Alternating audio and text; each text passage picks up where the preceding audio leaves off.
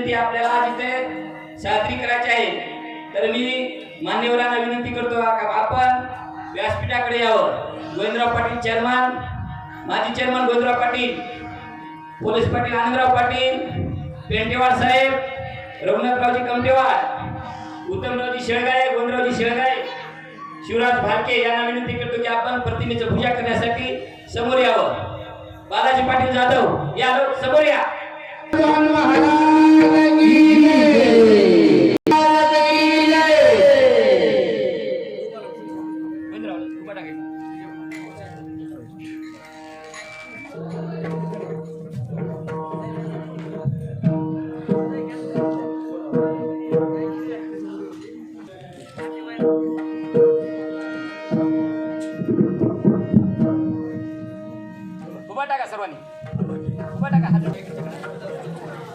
छत्रपती शिवाजी महाराज की जय।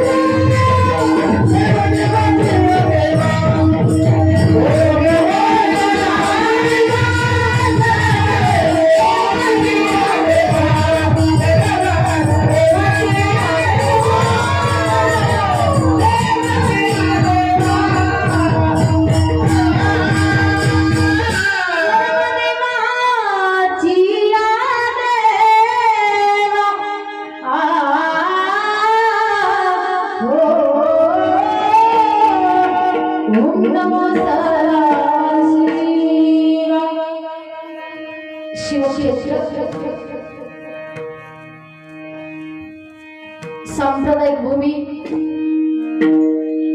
आणि या भूमीमध्ये चालू असलेला हा अखंड शिवनाम सप्ताह आपल्या गावचा ग्रामदैवत भगवान शिवशंकराच्या चरणी नतमस्तक होऊन आणि प्रत्येकाच्या हृदयामध्ये ज्यांचं मंदिर आहे, प्रत्येकाच्या हृदयामध्ये ज्यांच्याबद्दल प्रेम आहे, करुणा आहे, मनमताची अमृतवाणी शंकराच्या गुणवते काणी भाषणाचा झाज करुणी गाईले अभंग बोले बसवलिंग बोले उमानंग. संत शिरोमणी शिवयोगी मनमोहन माऊली यांच्या दिव्य पावनचरणी नतमस्तक होऊन आणि फक्त आपल्या कुशनूर नगरी पुरतं नव्हे, तेलंगणामध्ये, आंध्रामध्ये, कर्नाटकमध्ये, महाराष्ट्रामध्ये आणि आपल्या कुशनूर सारख्या गावामध्ये ज्यांनी शिवभक्तीचं बीज रोवण्याचं काम केलं. झाला होता लोक धर्म हाती घेवानिया धर्म देवनिया शिवा दीक्षा शिकविले आचरण आरती गुरुराया. किती जणांनी दीक्षा घेतला? हात वरी करा बरं. दीक्षा घेणारे हात वरी करा. गळ्यात रुद्राक्षाची माळ घालणारे हात वरी करा, किंवा अथवा तुळशीची असेल तरी चालेल, पण हात वरी करा. गळ्यात पैसे नसणारे हा काय बाकीच्या नाही का? नाही ऐका, तुम्ही हुशार आहात, ज्ञानी आहात. तुम्हाला एक छोटासा प्रश्न करते आणि पुढे चलते. ऐका, तुम्हाला गाढव माहिती आहे? गाढव गाढव माहिती आहे का? माहिती आहे तर हो म्हणा ना. माहिती आहे ना? हो वा. ऐका, त्या गाढवाच्या गळ्यात जर एखादी दोरी बांधली ना, ते गाढव काढून घेईल का? गाढवाला काढून घेता येते का? नाही ना. कुत्रा माहिती आहे तुम्हाला? कुत्रा गल्लीतला, गावातला, आखाड्यावरचा, शेतातला कुठलाही कुत्रा. कुत्रा ऐका, त्या कुत्र्याच्या गळ्यात जर मालकाने पट्टा बांधला, कुत्रा काढून घेईल का? घेईल. कधी? चार कुत्र्याची धिंगामस्ती लागली तर ते निघालं तर निघते, अन्यथा निघत नाही. ते कुत्रा सुद्धा गळ्यातून पट्टा काढून घेत नाही. एक प्राणी आहे, त्या प्राण्याला 2 हात आणि 2 पाय येत नाही. किती हो? 2 हात आणि 2 पाय. त्या प्राण्याला बरोबर करते. कधी गळ्यात घालायचं, कधी कुठीला अडकून ठेवायचं. आमच्याकडे तर म्हणतात शिवलिंग शिवाचार्य भुवरिया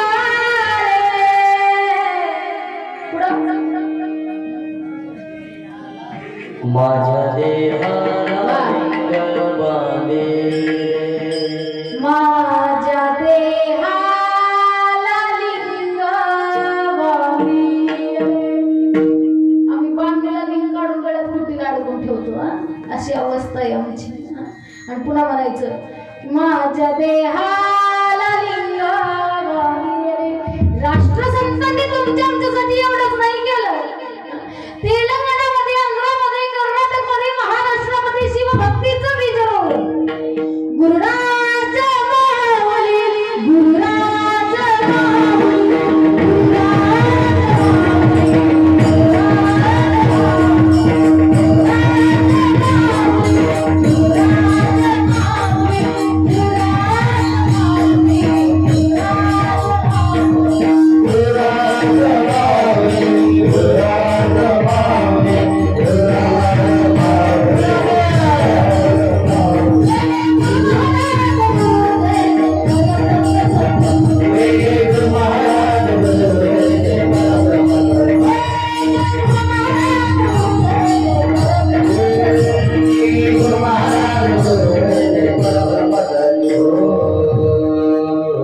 वसुंधरा रत्न राष्ट्रसंत सद्गुरू शिवलिंग शिवाचार्य महाराज मथुरकर यांच्या पुण्य पावनाचरणी नतमस्तक होऊन माझ्या हृदयाला लाभलेले आणि माझ्या आयुष्यरूपी पतंगाची दोरी खेचून योग्य त्या मार्गाला लावणारे सद्गुरू शिवानंद शिवाचार्य महाराज तमिलुरकर त्यांच्याही चरणी नतमस्तक होऊन ज्यांनी मला जन्म दिला, ज्यामुळे मी आज इथं उभा टाकून 2 शब्द बोलू शकते, ते माझे आई वडील. का तर मुळे मायबाप होते ज्ञानी, तेव्हा लागलो या धनी त्यांच्याही चरणी नतमस्तक होऊन ज्यांनी मला विवाहानंतर कीर्तनाची परवानगी दिली ते माझी सासू सासरे माझे पती परमेश्वर प्राणनाथांच्या नतमस्तक हो.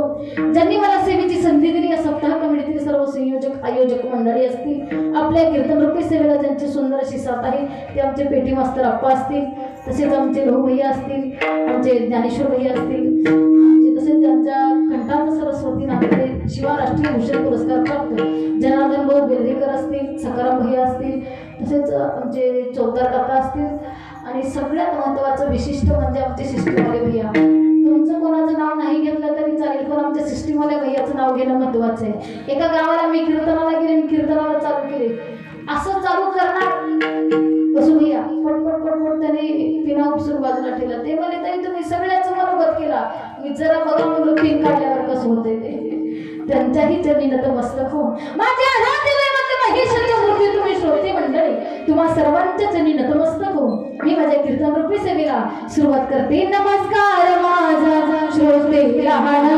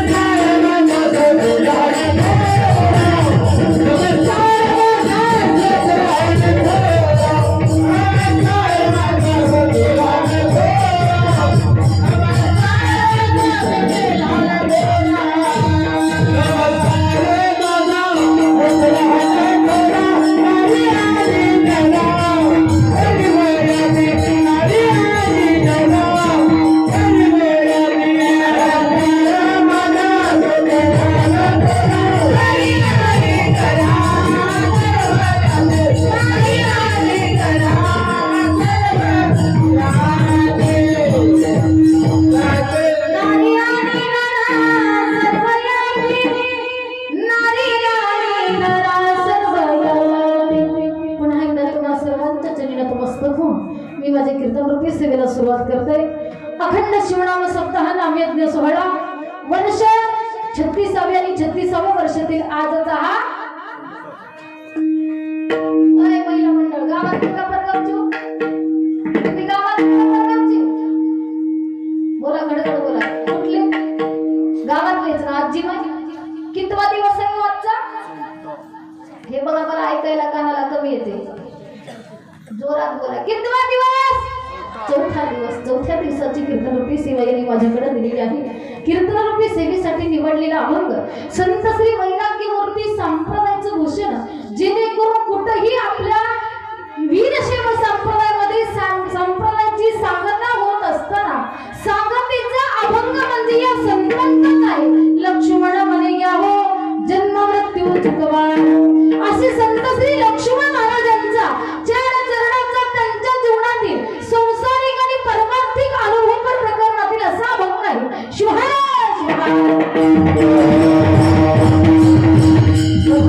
प्रत्येक संतांनी अभंगाची रचना करीत असताना एखादी अभंग रचना असेल, एखादी ग्रंथ रचना असेल, एखादी काव्य रचना असेल किंवा एखादी वाक्य रचना असेल त्याला आधी तत्वज्ञान लागल्याशिवाय त्याची पुढची रचना होत नाही. तत्वज्ञानाच्या माध्यमामध्ये 4 विषय असतात. पहिला आहे विषय, दुसरा आहे संबंध, तिसरा आहे अधिकार आणि चौथा आहे प्रयोजन. पहिला आहे विषय. या अभंगाचा आणि आमचा विषय काय आहे तर या अभंगाचा आणि आमचा विषय एवढाच आहे. अक्षयी सुखाचा लागला सिराज म्हणून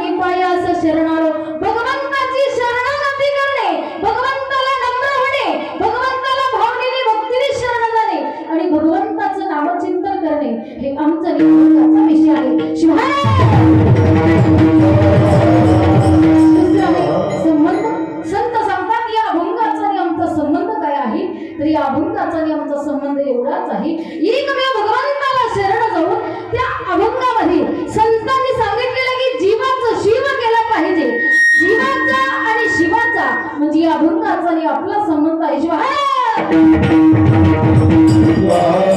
तिसरा हे अधिकार संत सांगतात या अभंगाचा अधिकार कोणाला आहे. या अभंगाचा अधिकार रस्त्याने फिरणाऱ्या माणसाला कोण म्हटलाय नाही ना, झाडावरती बसलेल्या पक्ष्यांना, या अभंगाचा अधिकार गोठ्यामधल्या वाढलेल्या जनावरांना, या अभंगाचा अधिकार घरामध्ये पांघरून घेऊन झोपणाऱ्या माणसाला नाही. या अभंगाचा अधिकार कोणाला आहे, तुमच्या आमच्यासारखे यज्ञवंत मनुष्य मात्राला, या शिवानुभव मंडपामध्ये बसणाऱ्या यज्ञवंत मनुष्य मात्राला, या कीर्तनामध्ये बसणाऱ्या यज्ञवंत मनुष्य मात्राला या अभंगाचा अधिकार आहे. शिवाय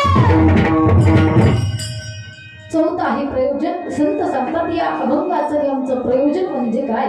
संत सांगतात प्रत्येक जीवाला, बहुतेक जीवाला, सामान्य जीवाला इथं हा जीव जन्माला म्हणजे प्रत्येक जीवाचं प्रयोजन झालेलं आहे.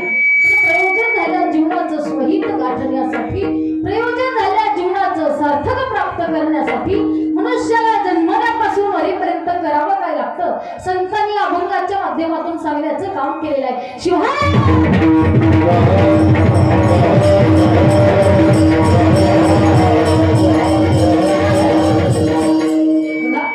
संत सांगतात की देवाला एकच विनंती करतात, देवा मला माझ्या जीवनामध्ये कधीच न संपणारं सुख हवंय म्हणजे अक्षय सुख आहे आणि त्या सुखासाठी मी अभंगाची रचना केली आणि या सुखासाठी हे माझं जीवन.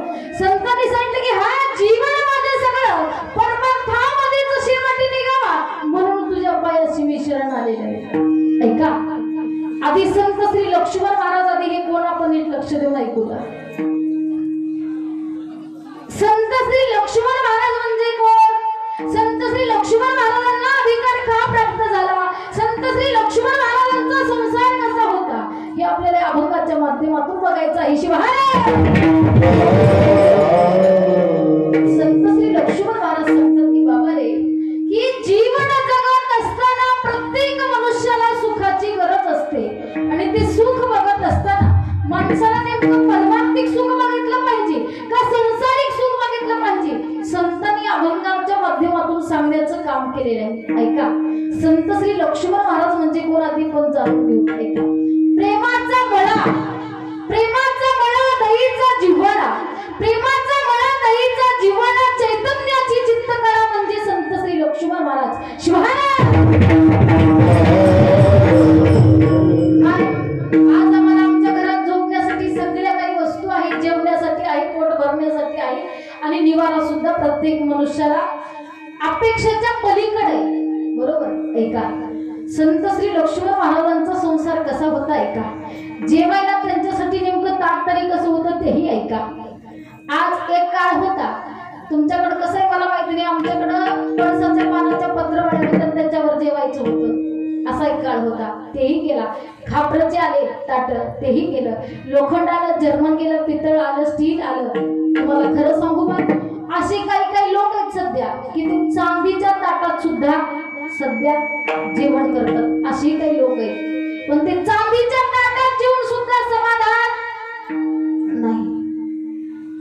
आम्हाला पाणी पिण्यासाठी सगळं काही चांगली वस्तू आहे. काही काही जणांना तर आता काही काही गावामध्ये तर सरकारने फिल्टर बसवलेलं आहे. ते सरकारचंही अन्न होत नाही, प्रत्येकाने किचनला फिल्टर बसून घेतलेलं आहे, तरी सुद्धा माणूस फिल्टरचं पाणी पिऊन सुद्धा समाधान नाही का. संतांचा संसार कसा होता. फुटकं ताट, गळकं माठ आणि जेवायला मोडकी, झोपायला मोडकी खाट, मोडकी खाट, फुटकं ताट, गळकं माठ, पण शेवटी कैलासाची वाट म्हणजे संत श्री लक्ष्मण महाराज.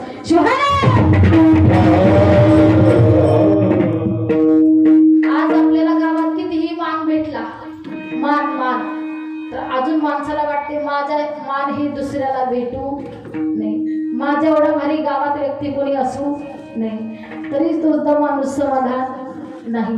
आपल्या घरात शेतामध्ये मांडा झाडले, पोत्यावर थप्पीवर थप्पी आहे, तरी बाई माणसाला वाटते अजून 10 पोते शेतात झाले असते तर चांगलं झालं असतं, तरीही माणूस समाधान नाही.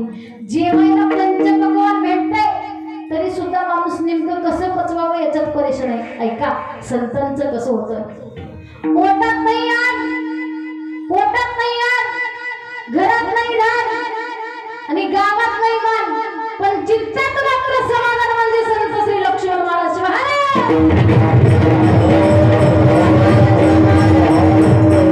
त्यांच्या चित्तामध्ये समाधान होतं. तेवढा अधिकार संत श्री लक्ष्मण महाराजांना होता.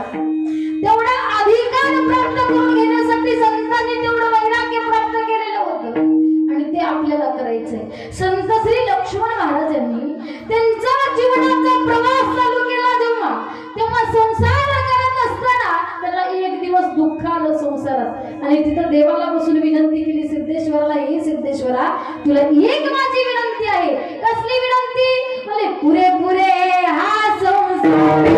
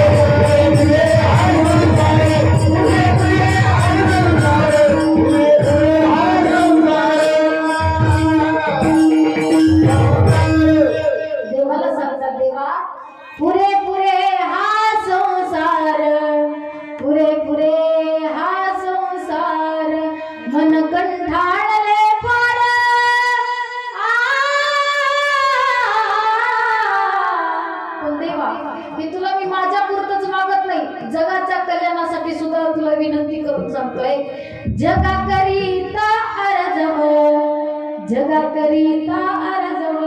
अर्जव या शब्दाचा अर्थ होतो विनंती करणे.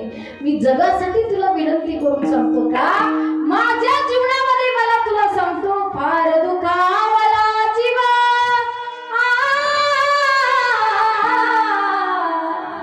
पुरे पुरे हा संसार, पुरे पुरे हा संसार. संतांना संसारांचा कंटाळाने विचार केला.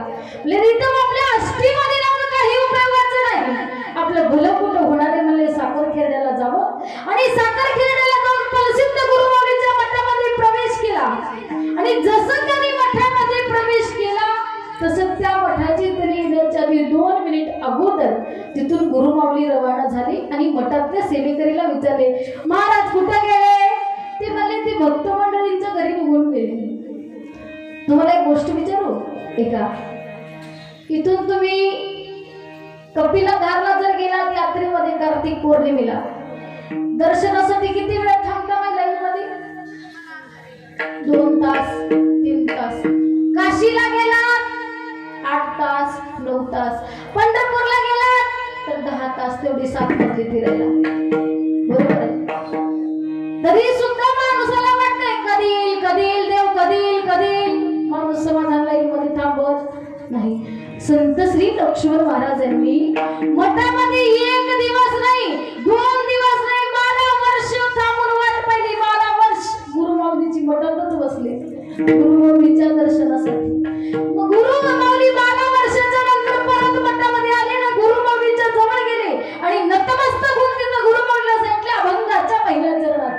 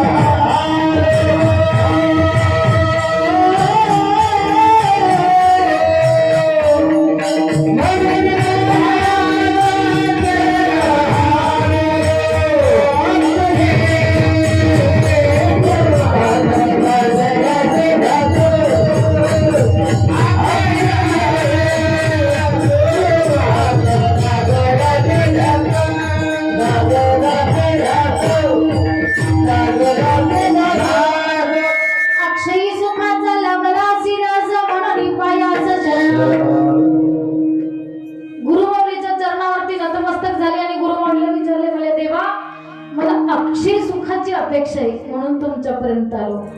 गुरुमाऊलीने विचारले कुठून आलात? म्हणले मी मायापुरीहून आलेलो आहे आणि मला आता कुठं जायचंय? उदासपुरीला जायचंय, म्हणून तुमच्या पायावरती मी शरण आलो. गुरुमाऊलीने विचारले तुम्ही माझ्याच पायावरती शरण का आलात? तर गुरु संत श्री लक्ष्मण महाराजांनी गुरुमाऊलीला सुंदर वाक्य रचना सांगितले. देवा आपलं नावच आहे म्हणले फलसिद्ध गुरुमाऊली. फल म्हणजे क्षण, सिद्ध म्हणजे लवकरात लवकर प्राप्त करून देणारा, म्हणून तुमच्या पायाशी शरण आलो. पण देवा मला असं वाटतंय गुरुदेवाचाही देव कडे घेता अनुभव, मला देवापेक्षाही श्रेष्ठ म्हणजे गुरु आहे, म्हणून तुमच्या पायाशी शरण आलो. देवा तुम्हाला हेही सांगून कळत नसेल ना, तर अजून सांगतो ऐका. मला गुरु थोर म्हणावा का देव थोर म्हणावा, आधी नमस्कार कोणाशी करावा, मला भाजतो सद्गुरु थोर वाटे, तयाच्या प्रसादे शिव संभवेते. मला गुरु विना माझं काहीही होत नाही देवा, देवापेक्षाही श्रेष्ठ म्हणजे गुरु आहे, म्हणून तुमच्या पायाशी शरण आलो. पण देवा सांगू तुम्हाला, मला माझ्या संसारातला अनुभव, मला माझ्या जीवनातला अनुभव तुम्हाला एका शब्दात सांगतो ऐका. देवा लक्ष्मण महाराज फलसिद्ध गुरुमाऊलीला सांगायला लागले, देवा माय बापाने दिलेलं उरत नाही, पुरत नाही. माय बाप कितीही दिले देवा तर पुरणार नाही. सरकारने दिलेलं उरत नाही, बरोबर पुरतं का माय सरकारने दिलेलं? नाही ना. तुम्ही सरकारच्या लाडक्या बहिणी आहात ना. 1,500 रुपये कुठं कुठं लावता सांगा बरं मला. 1,500 कुठं कुठं लावता? रेशनने आलेले तांदूळ किती दिवस जातात तुम्हाला? म्हणून सांगतात सरकारने दिलेलं पुरत नाही. समुद्र कोणाला भरत नाही, तुम्ही कितीही भरण्याचा प्रयत्न करा, समुद्र हे कोणालाच भरत नाही. म्हणून संत सांगतात देवा माय बापाने दिलेलं पुरत नाही, सरकारने दिलेलं उरत नाही, समुद्र कोणाला भरत नाही, पण देवा हा जीव परमार्थ करत नाही, म्हणून तुमच्या पायाशी मी शरण आलेलं आहे. तुमच्या चरणावरती मी नतमस्तक झालो ना, तर मला सगळ्या गोष्टी शिकायला भेटल्या का? जगाला कसंही मायबाप शिकवतात, रडावं कसंही परिस्थिती शिकवते, त्रास किती द्यायचा ही नातेवाईक शिकवतात, जगावं कसंही मायबाप शिकवतात, पण देवा दुःखावर ही मात कशी करायची ही माझी संत शिकवतात, ही माझी संत शिकवतात.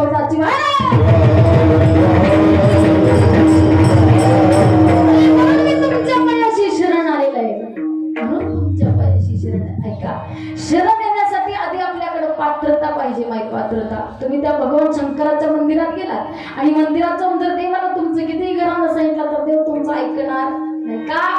देवाची आणि तुमची ओळखच झालेली नसते, बरोबर. आधी ओळख झाली पाहिजे आणि मग त्या देवाला बोललं पाहिजे, तर तुमचं देव ऐकतो. बघा तुम्ही अनोळखी माणसाला कितीही बोलण्याचा प्रयत्न केला का अंतःकरणातून, ते तुम्हाला ओळख देत नाही आणि ते तुम्हाला मन लावून बोलत नाही.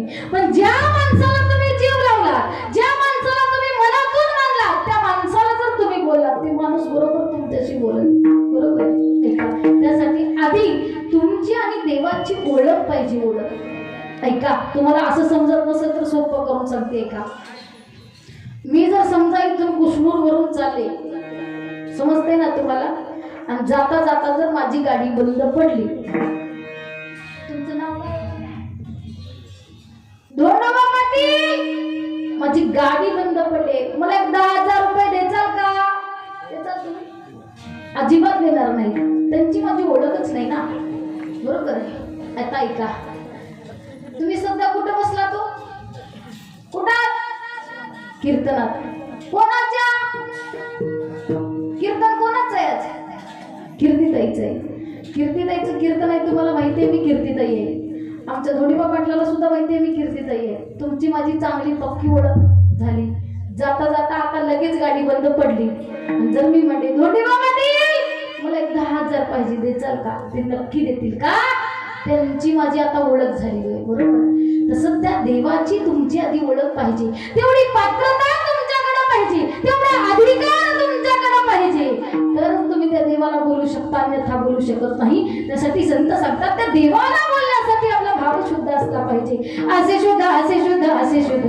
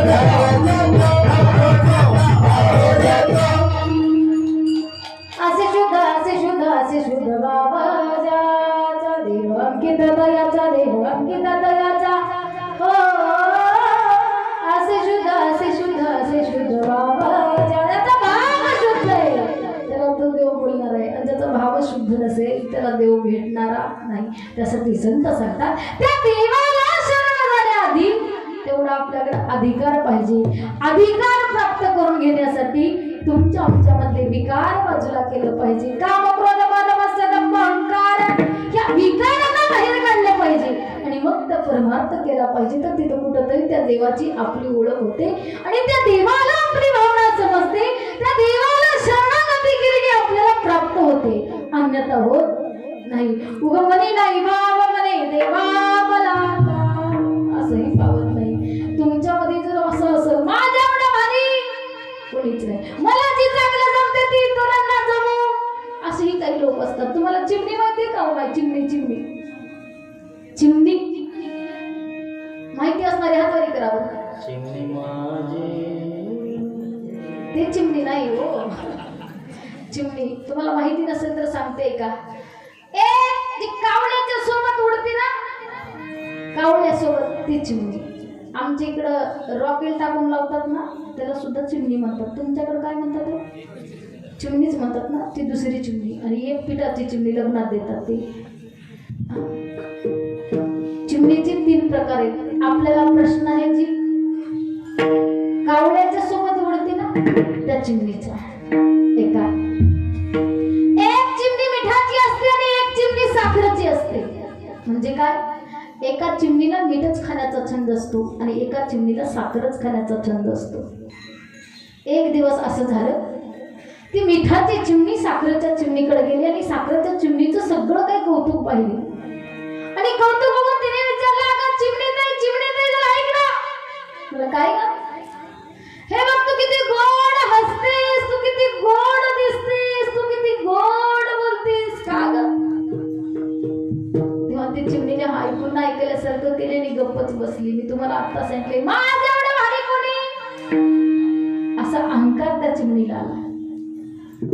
तरी त्या मिठाच्या चिमणीला राहूनच नाही, पुन्हा एकदा डबल विचारली, अगं चिमणी नाही जरा ऐक ना. काय ग?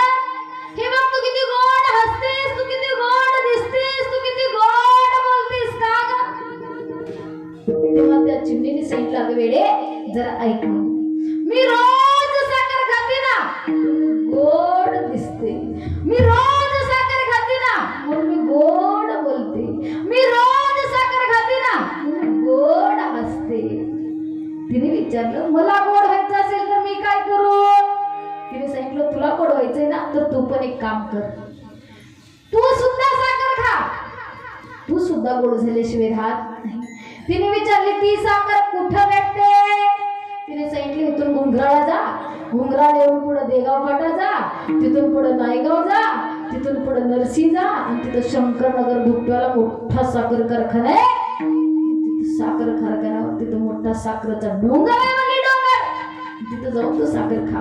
ठीक आहे म्हणे. इथून पार घुंगराळ्याच्या जवळ गेली, तिथून परत आली रडत रडत रडत रडत आणि पुन्हा त्या मिठाच्या साखरेच्या चिमणीला म्हणे, आगा चिमणी नाही ऐक ना. म्हटलं काय?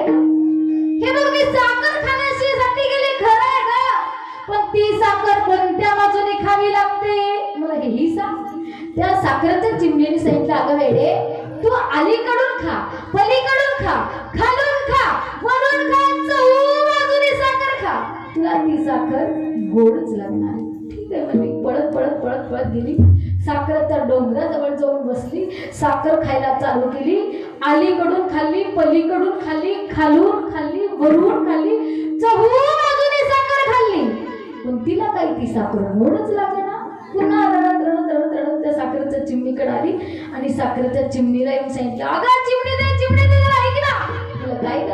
अगं मी अलीकडून खाल्ले का, पलीकडून खाल्ले का, खालून खाल्ले, वरून खाल्ले, चहू बाजूने साखर खाल्ले का, पण मला काय ती साखर गोड लागली नाही.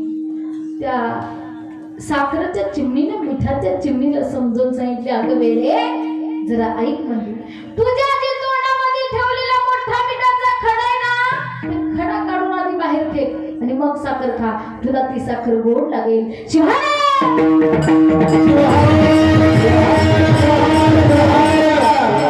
संत सांगतात, तुमच्या आमच्यामध्ये जी विकार दडलेले ते विकार बाहेर काढलो ना, तर त्या भगवंताचं नाम चिंतन घेतलो तर ते नाम चिंतन आपल्या हृदयामध्ये साठवता येतं. संत सांगतात,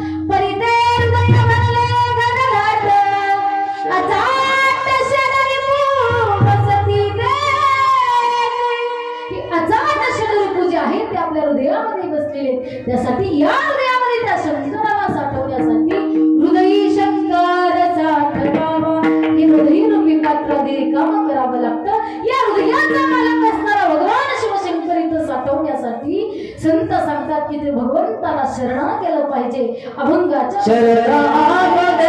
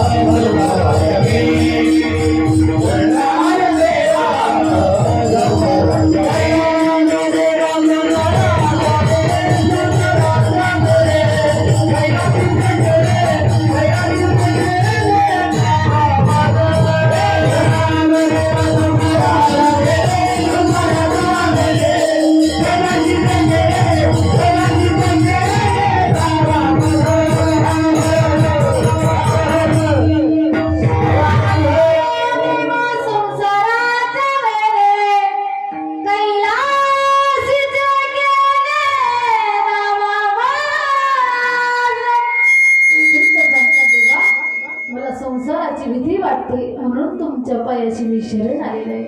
कैलासीचे केले नामामर. थोडा आवाज द्या ऐका. संत श्री लक्ष्मण महाराज सांगतात देवा मला संसाराची भीती वाटली. तुम्हाला तुम्ही तर सगळे संसारिक आहात ना, संसार करणारे अकरिकरावर संसार असणारे. मला माहिती आहे तर कोणीच संन्यासी नाही, सगळे संसारिक आहात. पण भीती वाटते माहिती तुम्हाला संसाराची.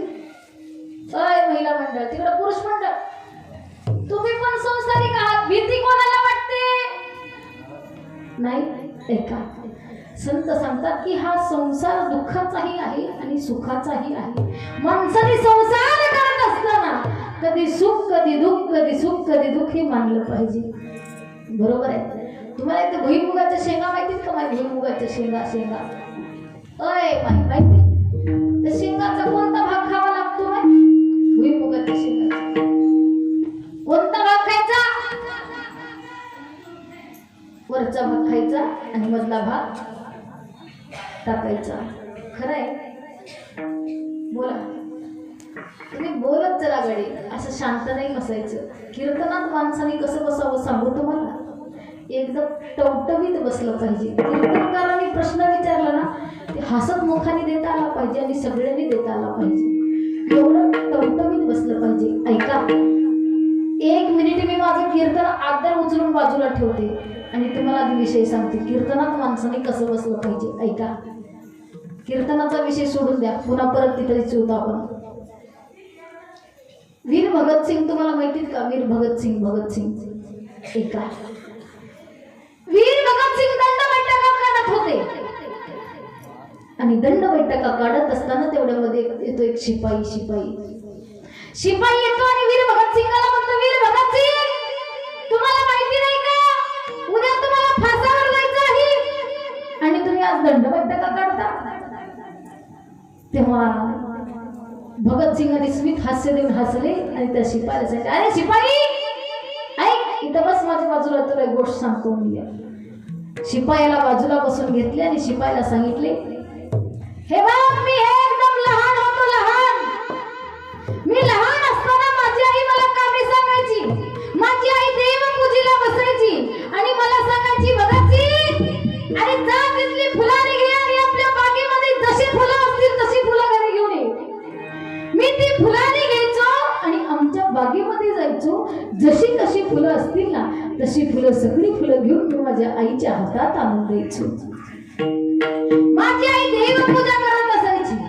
मी आणलेली फुलारी घ्यायची आणि त्या फुलारीतली सगळी फुलं जवळ घ्यायची. जी फुल त्याच्यातलं सडलेलं आहे ना ते फुल टाकून द्यायची. जे फुल घाणेरडं झालेलं आहे ना तेही फुल टाकून द्यायची. जे फुल सुकलेलं आहे ना तेही फुल टाकून द्यायची. आणि जे फुल अतिशय टवटवीत आहे, एकदम सुगंधित आहे, एकदम टवटव आहे ना ते फुल देवाच्या चरणाजवळ व्हायची. शिपाई मला सुद्धा उद्या दंड बैठक मी आज याच्यासाठी काढतो. मला माहिती आहे उद्या मला फासावर जायचंय, पण मला फासावर दिल्याच्या नंतर या धरणी मातेने माझा स्वीकार हसत मुखाने केला पाहिजे का? या धरणी मातेला मी तेवढा टवटवीत दिसला पाहिजे म्हणून मी दंड बैठका काढतो.